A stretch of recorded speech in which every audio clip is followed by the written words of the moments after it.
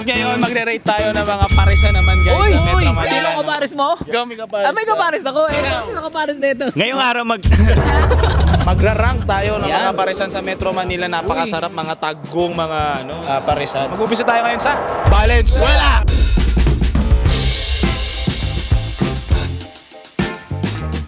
At sa una natin, kakainan. Dito tayo kila Kuya Bob! Ano boss? Paris rice. 3 order po. Boss, kailan po kayo nag-umpisa dito? Pandemic po, nung uso yung mga motorcycle, yung mga typical na maming gano'n. Pre, ito true story. Nung huling punta ko dito, naubusan ako. Nakakaubusan talaga dito. Boss, napanood ko pala nagluluto kayo dito noon eh, no? Meron po kami 2 klase ng sabaw. Yung isa po naming sabaw, malabnaw. Tapos yung isa naming sabaw dito ay yung malapot. Kaya pala may mask. Ito lang sir, kauna-una ang nakanotice. Sabi ko naman sa'yo. Okay, so ito na yung mga order. Anong in-order natin, Migo? Ano to? Yung classic Paris lang, tas nilagyan ng taba. Ito, yung malapot na sabaw. Meron din silang malabnaw na. Malabnaw. Cheers! Hindi matamis yan. May laman, pre. May laman. Laman o taba, bahala ka. Laman. Bilis naman. Nalulun ko kagad, pre. Masarap, pre. With rice. Ito na. Ulit to. Yung beef, sakto lang naman. Hindi naman sobrang lambot, hindi sobrang tigas. Sa 70 pesos, panalo talaga to. Sa laman. Panalo nga. Daming laman. So ito, rank na natin ngayon si Kuya Bob. Hindi ko pa masabi. Ako A. Ako pwede ako sa AB. Ako, A. Ako dahil una pa lang A. Pero overall guys, mga affordable, 70 pesos lang, may rice na. Kung may inaanap lang ako, yun lang yung yung onion leeks ba yan? Onion leeks. Yun lang, pre, panalo. Sa the best sa kanila, pre, yung baso, stainless. So majority A ba? A, ako A. Oh, Kasi sige. AB din ako eh. Dikit na natin si Kuya Bob sa A. O, punta na tayo dun sa next natin sa Binondo. Dito tayo ngayon sa lechon pares nila guys sa Binondo. Uy, sarap. Opo, Pares sakto. po. Pares ang kailangan natin. Magkano po ang pares? May rice na po yun. 90.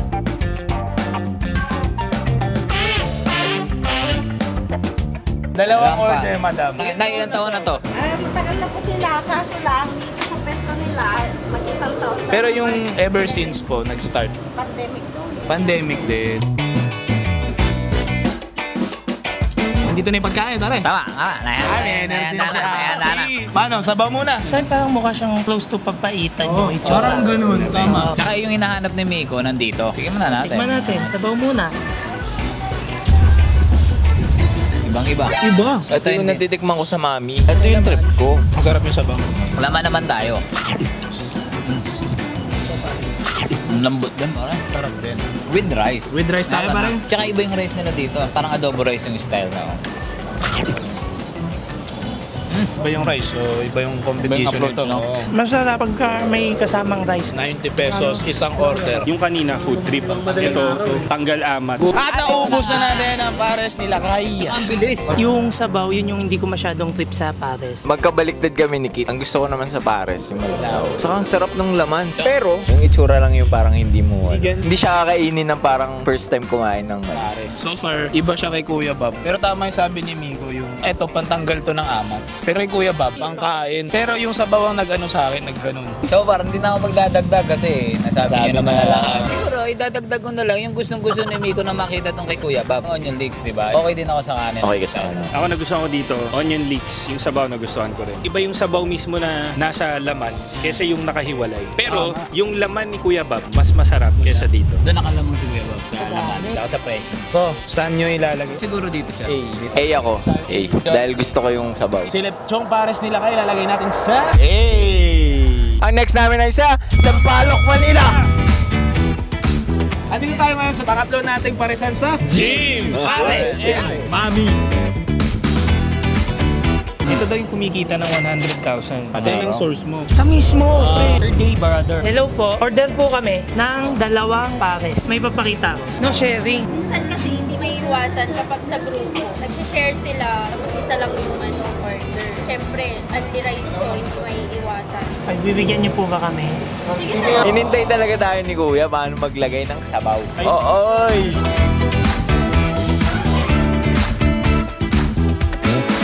Eto na, no? Magkano Ang bilis. Magkano isa? 110 isa ko yan, no? Yung kanina, walang halos gulay. Walang halos gulay. Ito ngayon, may repolyo, merong onion mix. Yung kanin nila plain rice na. Kasi nga unlimited. Parang Ayan. napaisip ako, maganda Ano yan? pa lang pares. Bagay talaga siya sa mga fried Fried rice. rice. Gusto mo, Sa tikman mo tingin muna. pa Oh, bago ka magsalita, sabay mo na tayo. Oo, food review to eh. Uy.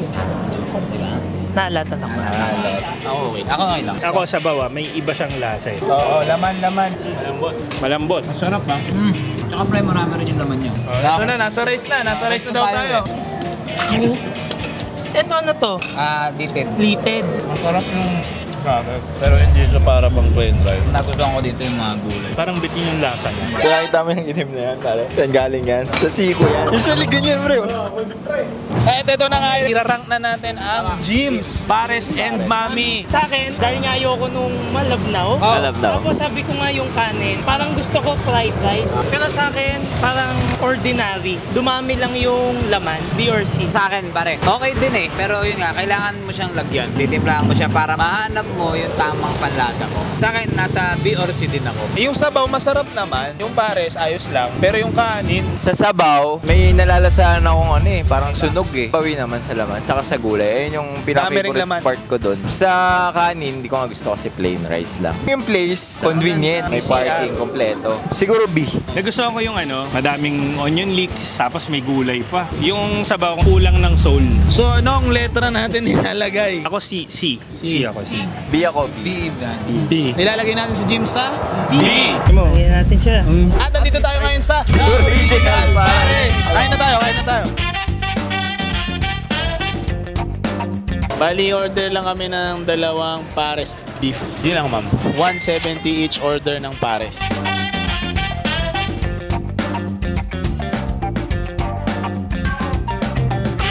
Mami, kailangan namin malaman. Hindi kasi nila masagot, ma'am, kung saan galing ang pares. Tsaka bakit po Pares kaya ang tawag sa akin?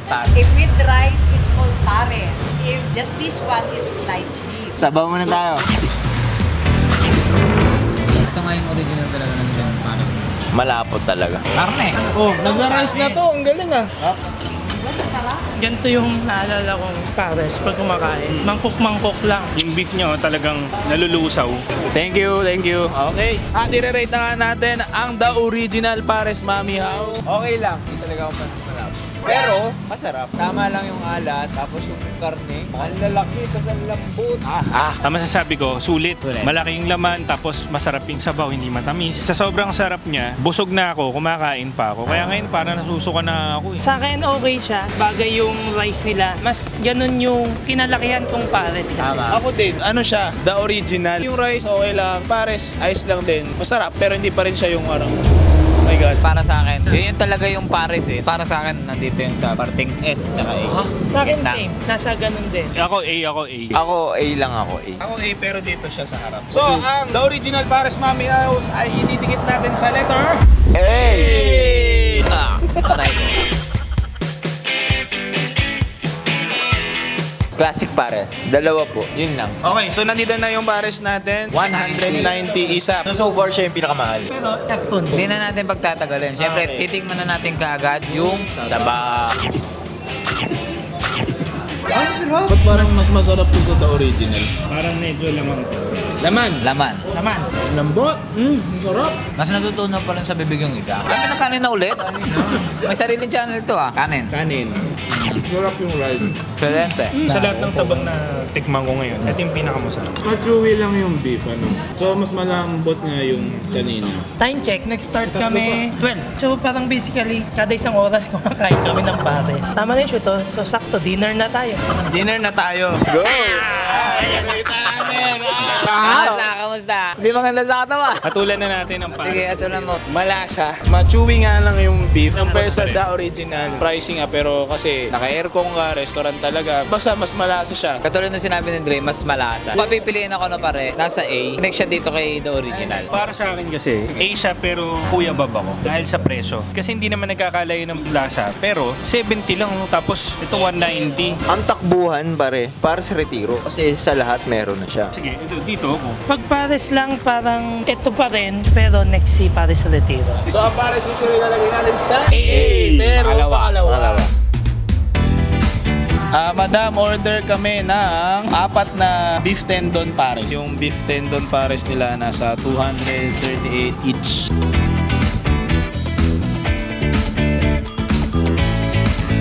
Si Max kumain na, sabi niya, pre, may S-tier na kayo.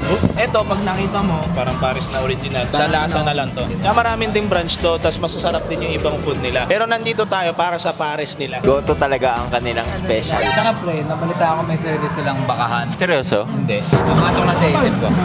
Tingnan mo yung sabaw. Cheers! Kung sa lasa't lasa, ito yung Mas pinakamalasa. malinamnam to. Base sa sabaw, ito yung original pares. Tsaka yung ano nila rito, balita ko, Lita ba? Collagen, ayun. Masarap to kaysa compared sa pares retiro. Bayan ko na ng kanin, ha? Ayun, napasandal. Pumares talaga yung kanin. Sarap, pre. Ito ang pinakamasarap na kanin. Masarap yung kanin. Pero pag dilagay mo yung kanin nito sa Pares Retiro, same lang. Hilo na ako. So, i-rate na natin ang Goto Tendon. Pare ko, isa mo sa ilalagay. Pwedeng magkapatong sila para sa akin. Equal sila, equal. Sa akin, parang ito yung top ko. Ako, top ko rin to eh. Kumbaga yung mahal. Top Worth mo. it. Ako sa akin, sa lasa, top to sa akin. Pero para sa akin, parang overpriced. Sa lasa, ako Yes ka, boy. A. Pero mas ahead ito kesa dito. Uy! Ako pare. A na una. A na Kasi nakuha niyo yung pares na gusto ko. Although malapot siya, pair yung mismong sabaw sa kanin. Yes ako, pero dahil majority A, edi A. Parang kailangan ibaba sila kayo. B na sila kay. So dahil majority is A, iusog na natin to lahat. Ilalagay na natin si Goto Tendon sa A. Siya ang pinaka-top natin. Wala pa rin umis. Sa tingin nyo, bakit? Konting-konti lang yung Difference nila. Depende siya sa preference pa rin ng kumakain. Baka may mga gusto kayo pagtanggol na na gusto nyo maging S na hindi namin napuntahan. I-comment nyo below. And huwag nyo kakalimutan mag-like, share, Yes. subscribe for more ranking videos ng pagkain. So, paano? Pahinga mo na.